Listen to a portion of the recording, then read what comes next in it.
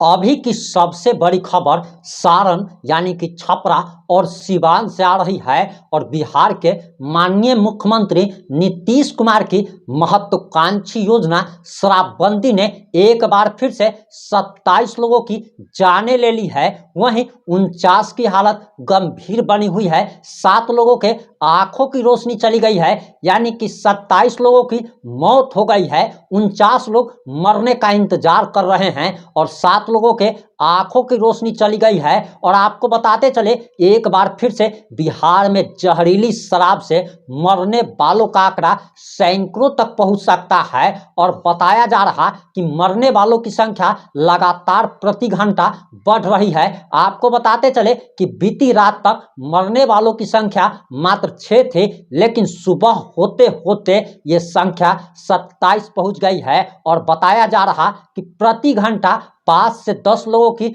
मौतें हो रही है और ये मौतों का आंकड़ा सैकड़ा पार कर सकता है। वहीं प्रशासन इस घटना को छुपाने में लगी हुई है, क्योंकि इससे बिहार के मुख्यमंत्री नीतीश कुमार के शराबबंदी योजना की कहीं ना कहीं नाकामी को जो दर्शाया गया है उसको छुपाने का भरसक प्रयास किया जा रहा है। और आखिर पूरा मामला क्या है, पूरा मामला इस 5 से 8 मिनट की रिपोर्ट में हम आपको बताने जा रहे हैं।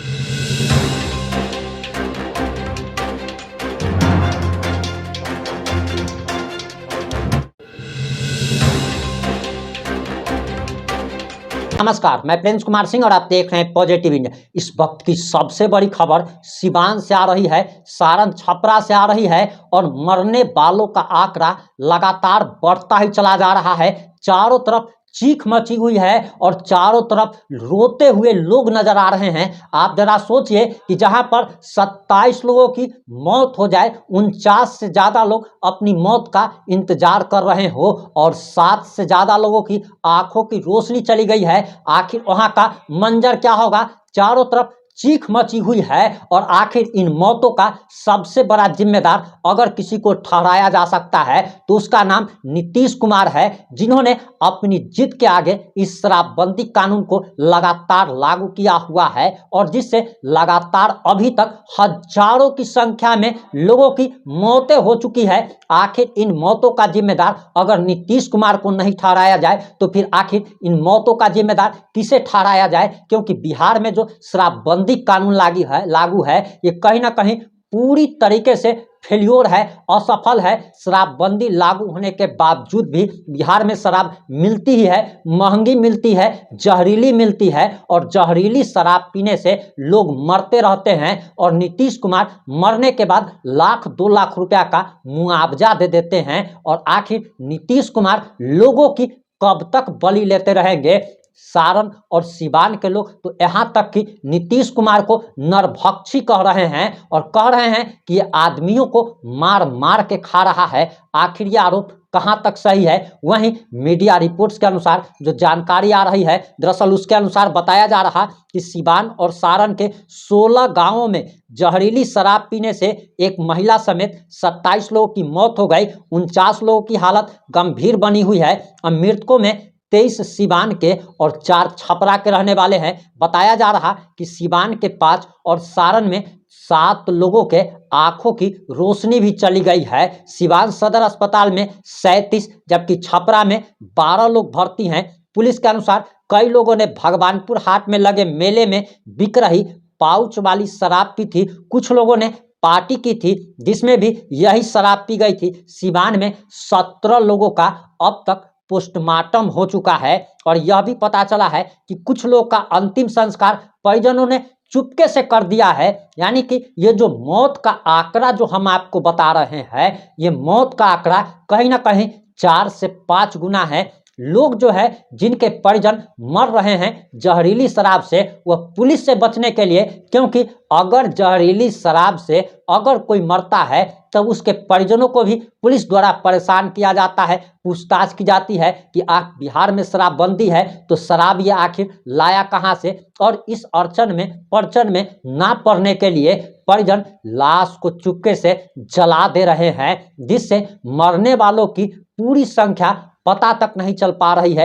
एक्चुअल संख्या आखिर क्या है वो पता नहीं चल पा रहा है। और मरने वालों की जो संख्या हमने आपको 27 बताई है, 49 जिनकी हालत नाजुक बनी हुई है, ये सरकारी आंकड़ा है। और सरकारी आंकड़े के बारे में आप ऐसा समझ सकते हैं कि कहीं पे भी किसी भी हादसे में 10 लोगों की मौत होती है तो सरकारी आंकड़े में 3 से 4 का मौत दिखाया जाता है ताकि दहशत का माहौल ना फैले। वहीं आपको बताते चले कि शराब निषेध इकाई की एसआईटी एएसपी संजय झा की अगुवाई में मामले की जांच चल रही है और मौके पर एसपी भी पहुंच चुके हैं। वहीं छपरा के मसरक थाना के इब्राहिमपुर गांव के चौकीदार महेश राय और एएसआई और एक थाना प्रभारी को सस्पेंड कर दिया गया है। इन पर सूचना संकलन में लापरवाही का आरोप है। वहीं मसरक थाना अध्यक्ष धनंजय जय एएसआई छविनाथ यादव को शो कॉज नोटिस जारी किया गया है।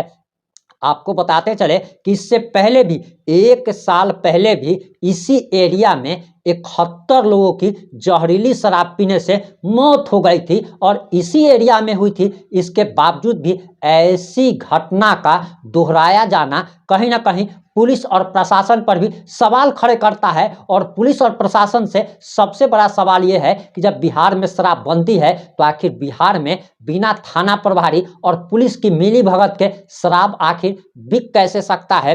वहीं आपको बताते चले कि शराबबंदी के दौरान छपरा में सबसे बड़ा कांड 14 दिसंबर 2022 को हुआ था। इसमें करीब 71 लोग मौत के मुंह में चले गए थे। वहीं 44 लोगों की मौत मसरख में हुई थी। तब भी शराब पीने से कई लोगों की, सैकड़ों लोगों की आंखों की रोशनी चली गई थी। और मौत का यह सिलसिला 2 दिन पहले से शुरू हुआ, यानी कि विजयदशमी से शुरू हुआ और विजयदशमी के 3 दिन के बाद जो है यह मामला हाईलाइट होता है, यह मामला मीडिया में आता है। और इससे पहले जितने लोग भी मरे उनका चुपके से अंतिम संस्कार कर दिया गया। वहीं बताया जा रहा कि इस बारे में कुमार आशीष सारण एसपी का भी बयान आ गया है। और सारण एसपी का कहना है कि जहरीली शराब केस में अब तक 8 लोगों को हिरासत में लिया गया है, जिससे पूछताछ की जा रही है। विशेष जांच के लिए एसपी डॉक्टर राकेश के नेतृत्व में एसआईटी का गठन किया गया है, जो कि हमेशा रटा रटाया एक जो जवाब दिया जाता है। एसपी महोदय इस बात का जवाब काहे नहीं देते हैं कि उनके एरिया में शराब कैसे बिक रही थी, और शराब अगर बिक रही थी तो क्या शराब माफियाओं से उनकी पुलिस की कोई मिली भगत है। इस पर भी माननीय एसपी महोदय को स्पष्टीकरण जरूर देना चाहिए, क्योंकि उनके एरिया में शराब बिक रहा है। थाना प्रभारी को सस्पेंड करने से कुछ नहीं होगा, एसपी को और वहां के डीएम को सस्पेंड करना चाहिए और इन मौतों का उन पर एक 302 के तहत मुकदमा भी दर्ज किया जाना चाहिए। इस पर आपकी क्या प्रतिक्रिया है? अपनी प्रतिक्रिया जरूर दीजिएगा। जुड़े रहे हमारे साथ। जय हिंद, जय भारत।